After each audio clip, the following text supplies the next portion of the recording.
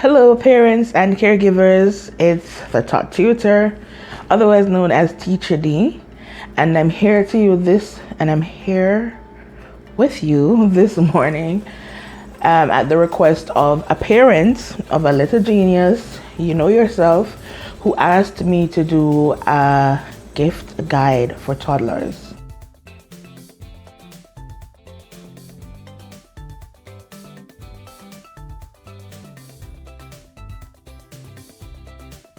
So now I'm going to get right into these 6 books and why I chose these 6 books as my recommendations. So remember I just said all these lovely things about books for toddlers, board books, and that there are like literally hundreds of books that you could pick for a toddler. Now, specifically, if you are on a budget and you don't have like a big budget to buy like all the wonderful board books that exist for toddlers out there, you just want a few books for your toddler and you don't mind reading the same books over and over, which by the way is very good and has its benefits. You just want a handful of books, or you're just looking for good books to gift. I prefer books that give a little something extra. So you know what makes a good book? It's the storyline or the plot. It's the illustration, the nice bright colors.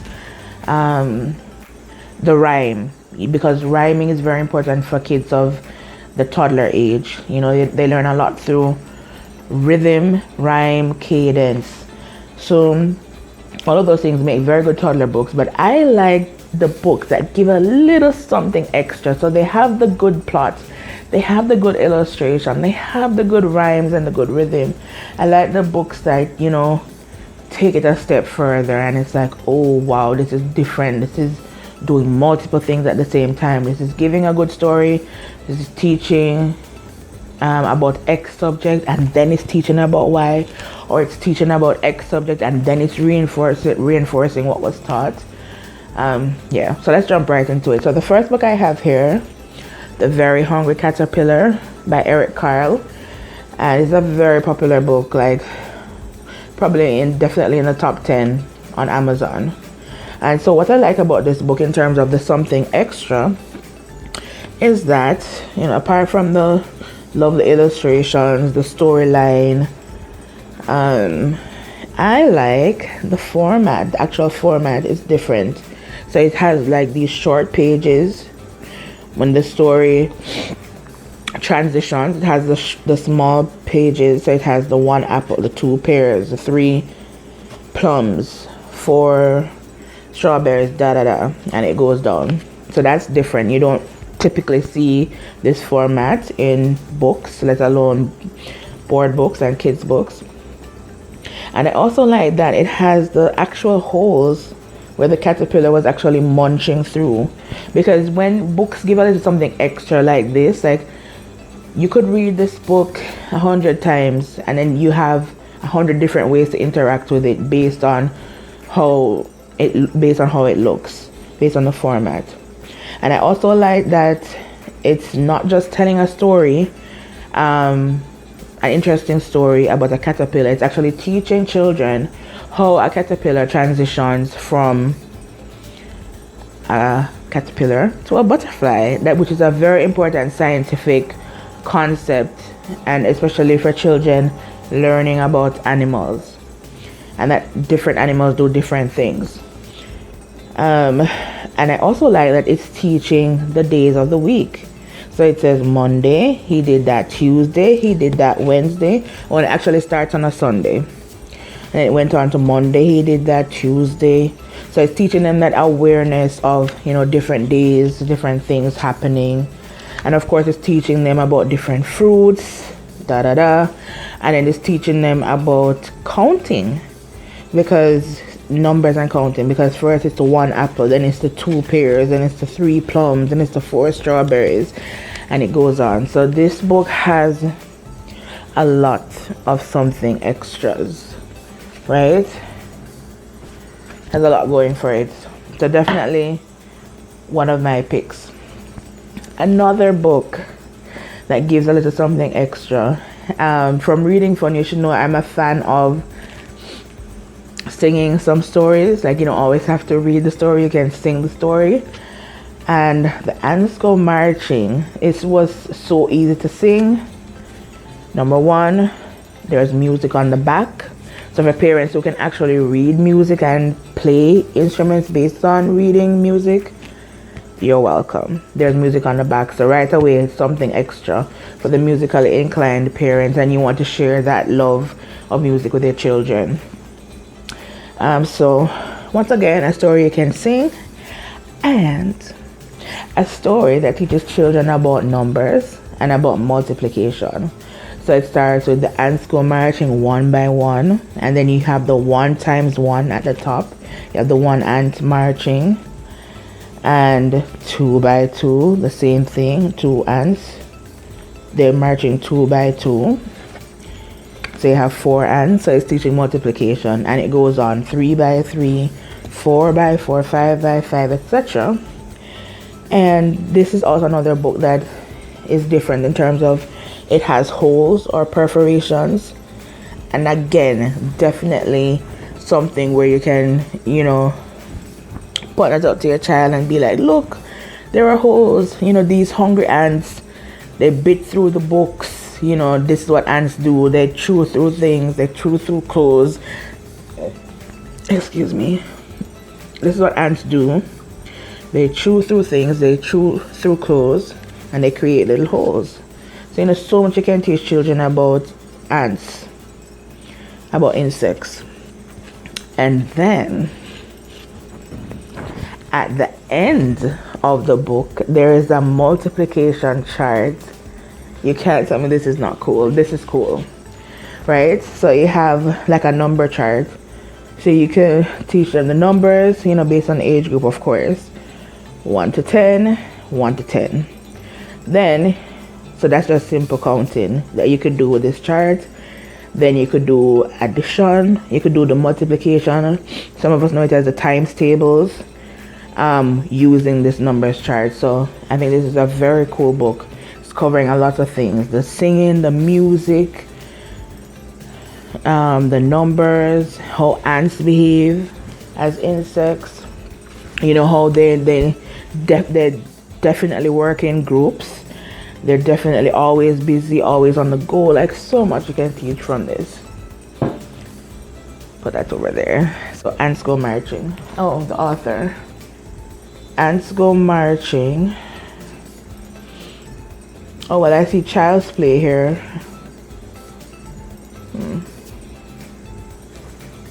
That's strange. A book without an author. It says illustrated by Dan Crisp.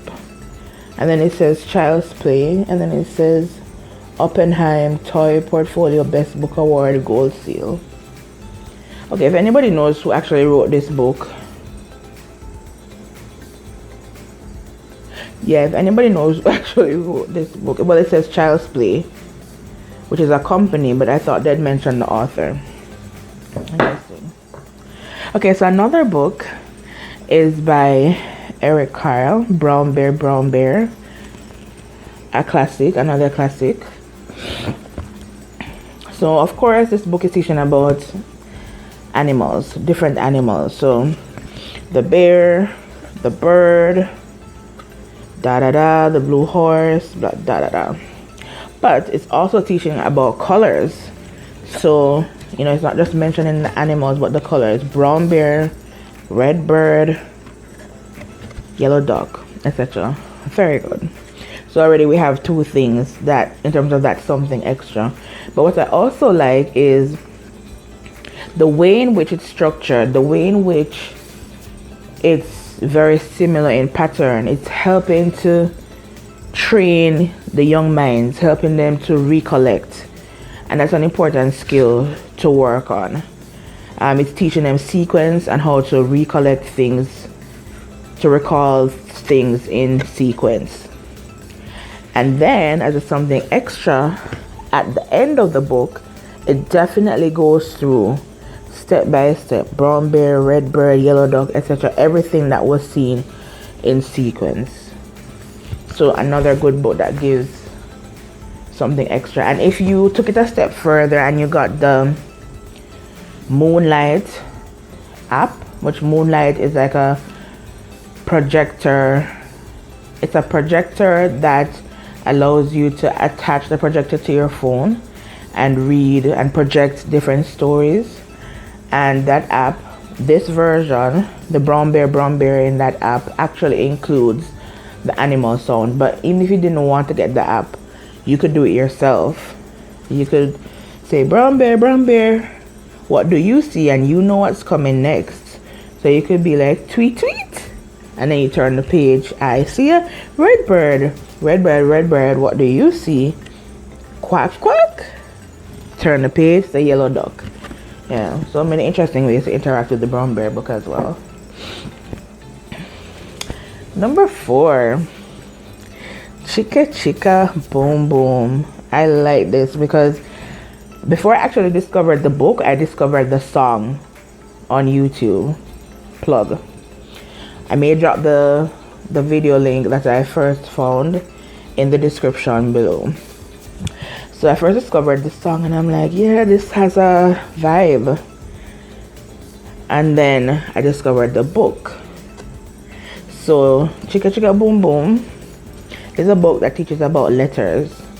Some letters, you know, up to mischief. So the whole storyline surrounds these letters climbing up a coconut tree, etc. And then, you know, they all went up in the tree got too heavy with them, and then all the letters fell down and they needed to be helped by relatives, etc. So in terms of the something extra, I like that at the end of the book it has all the letters, just the letters, plain letters in uppercase and lowercase. And you know, it gives you that extra time to spend with a child going through the alphabet. So it's so simple and straightforward, but you know, at the end of such a lovely story, to have this, I think it's really a bonus. That's something extra. And now for the 5th book, Baby Goes to Market. Well, first of all, I love this book because there aren't too many books, especially board books, displaying African culture. So right away, you know that that's the something extra and that's the something special. That it's a book that's actually displaying elements of African culture. So it's like an African market scene. You know how they carry the baskets on the head, the different fruits, so colorful, everything is so well laid out. Yeah, but it goes a step further and it's teaching counting, because it says baby eats 1 banana, then it's teaching counting, and it's teaching subtraction. So it says baby gets 6 bananas, baby eats 1, baby puts 5 in the basket. Baby gets 5 oranges, eats 1 and puts 4, etc. And it goes on and on and on and on. So it's like you're counting down basically, and then you're also teaching subtraction. And then it has all the beautiful pictures of an African market scene and all the African attire. So definitely a something extra, and especially if you're of African ancestry, or you have children who are of African ancestry, or you just want your child to be exposed to different cultures. Which brings us to the final book, Round is a Tortilla, which is a book about Mexican culture, right? So I like this book, or love this book, I'd say, because it's depicting Mexican culture. It says it's a book of shapes, and I like that. Okay, I should point out that this is not a board book. So this is an example of a book that, you know, you want to keep it for a long time. You have to closely supervise your child. So you read it to your child. They can flip the pages and everything, but you're supervising to make sure that no pages are torn. So it's all these gorgeous scenes from from Mexico, you know, Mexican culture, the dancing, Mexican cuisine, the food, the tortillas, and it's going through all the shapes, you know, the circle, square, the triangle, the stars, everything. But what I really like in terms of the something extra is that, first of all, it's bilingual. So its story is predominantly told in English, but then the words that are key words that are mentioned are Spanish. So for example, stone metats inside our casa, help us grind our corn to masa. So already this one English sentence has 3 Spanish keywords. So it's a good bilingual book. And in terms of the something extra, at the end of the book, it has a glossary. Yes, so you don't have to be racking your brain if you don't know what the Spanish word means to figure it out. You know, at the end of the book with your child, you can go through the glossary. There's a glossary at the back. It says abuela means grandmother, atún means tuna, casa means house, etc. And you go through it together. I think that's very cool because you don't have to draw on any additional resource. You don't have to be Googling anything. Everything is just right there, self-explanatory. So that brings us to the end of 6 books that have a little something extra and that would make great gifts for a toddler. Thank you so much for sticking through this with me. If you like this video, you can hit like, subscribe, and be sure to share with another mommy friend or another caregiver. Thanks for watching. Goodbye.